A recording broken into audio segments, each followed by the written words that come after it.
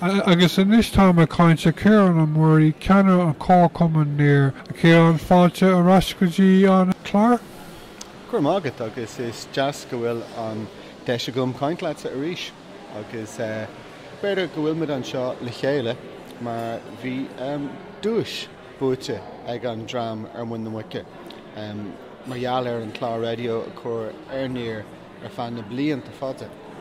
Agus is margheall an obair a déanann tosa Darren agus Antaine Mac Mathúna agus gan éras John Connell agus de bhí mé rá gur bheith John sais anna cróbhach mar bíonn sé deachar chur láthair mar bhfuil an muín agus ó héamh an teanga de ach fós féin má déanann tú do chud taide mar tógann tú do chud ama agus churann John cláracha íontach go láthair.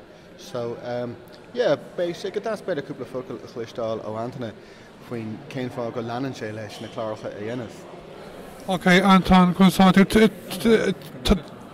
tá pointe go le Near FM na tamán is na bhfuil? Le fada an lá có fada siúr sin ní cuimanlum cá hinna thosaigh bheith. Fethe blianar lá, béidir. Yeah. Agus mar bhfuil is at an stras atá bit leis. So tógam sos ó an go chéile sa Sarah.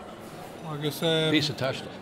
tá áthasóirt go bhfuil mar dúis rénos. Yeah, ní raibh meagsúla hé tá seanna bhá, yeah, go bhfuil mar go bhunna. An é seo céadúir a bhuaigh Mhuin na Muice dúis? Tríd na blianta bhí roiint dúis na car go leor beidir ceann ó thó ó mhrán na Bhuail. Sin an ceann ó craoil agus ceapan go raibh ceann buaite. Níos am rá Mhuin na Muice an chlár animar an chlár beidir cúlchaint. De bhí an bhan óg álinn ar dhéist é ach níomh ní chofií agus de bhí Fiona ó Ciarán a dún an áil agus an drám sin agus bhí siad óg agus bhí gán le fuineh. So tágann sé agus tain sé. Ó éh dúisna de bíon ceann ag an oireachtas chomá agus beidir ba cheartú an fechant ar sin margheall an rud a mín an méid obair atá déanta agus bíon lánsa beol le clistáil agus bíon meascán de gacail a rud an cuasaí ratha Darren John Alán filiocht agus bíon sé simú agus leimime is deach sport agus gacrúd agus is tócha is slí ag an bíon sé Jackar, well, Peter Piscal Jack and margheall an teanga ar aon nós ach má tá tú sa ceantar céine le Raidió na Lifa. You know, tá an daoine atá in ann léim ar an musna ar an dart in our ceantar atá in ann léim isteach a Raidió na Lifa. So tuigim go mbíonn Raidió na Lifa tarringtach mar is sais gailtach beagán. Chiúnn tú isteach a doras agus is an Gaeilge an príomhteanga nó an tainteanga amháin atá le clistáil. So is buntáiste atá an Raidió na Lifa. Ach bíon mid an mór le Muiris agus an drám a Raidió na Lifa agus bíon mid géirí so is mallar tú chláracha agus gacrúd. Ach é sin ráite is tócha go bhfuil fáilte mór roimh Gaeilgeoirí in Near FM agus bíon lán daoine Near FM anna bródúil margheall na chláracha, margheall an Gaeilge ann agus cliseann tú cúpla focal, na níos mána cúpla focal gachéin lá ó lán daoine. So is sais difriocht ó na bheith an ann é a clistáil ó an chéile agus chláir a chur a láthair. So is tócha go bhfuil an é sin an cogardicus tiltte margheall an méid iireachta atá déanta. Agus tá Near FM a gcónaí ní hamháin ó thaobh Mhuin na Muice ó thaobh fasáisiún go ráta i gcónaí sa Thoir ag luirg daoine nua chun obair sa sáisiún ó bhfuil? Cinnte tá fáilte mór roimh gachéin duine agus bí me de gcónaí a géirí spás nua a cruthú. Agus is tócha leis an teicneolaíocht ní cosú leis a bhí sé fidó le caiitú áit áil sa schedule. Is féidir le daoine teachtas deach agus podcast líana a bháin agus bíon roiint stuff agus ní haon sé le riamh ar an radio tradiisiúnta.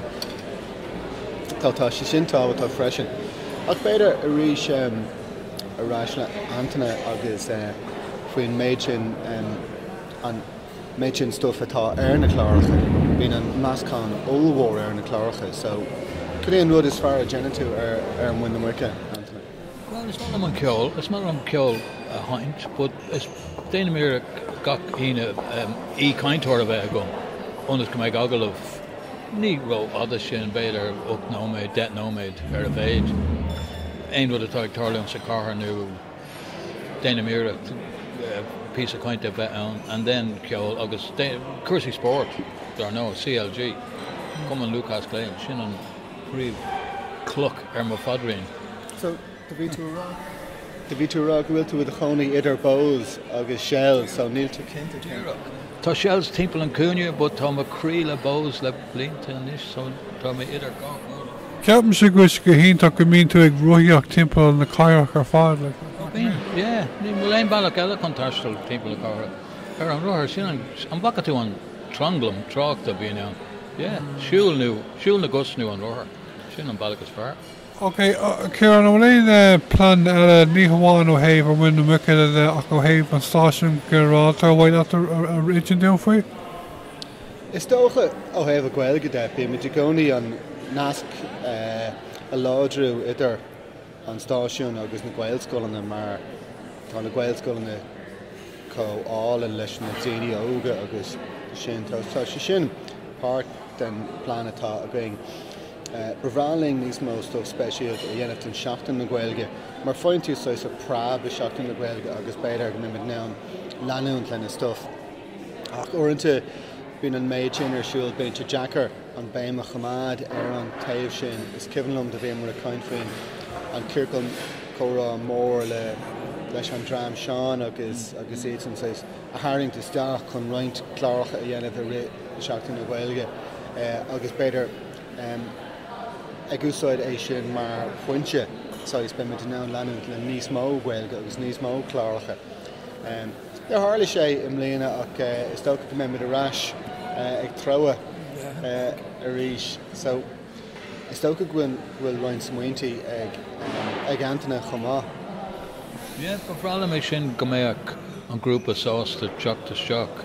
Nú mar a dúirtú dégóirí an na Gaelscoileanna, yeah, beag sin simú, yeah. An rún na haflíonn a beidir. Beidir an focail scór a ríis just Mhuichas ón stáisiún agus an chathaoirleach Declan Cahill agus tar roinn Gaeilge ag Declan chomá. De tósa Darren agus Antaine agus John go háirithe margheall ar céicó diagrasach agus céicó íontach is a míntsead a chóir na chláircha a láthair ag bailú na agalah timpeall na cathrach gach le seachtain agus táid an a bródú las an Gaeilge ar Near FM.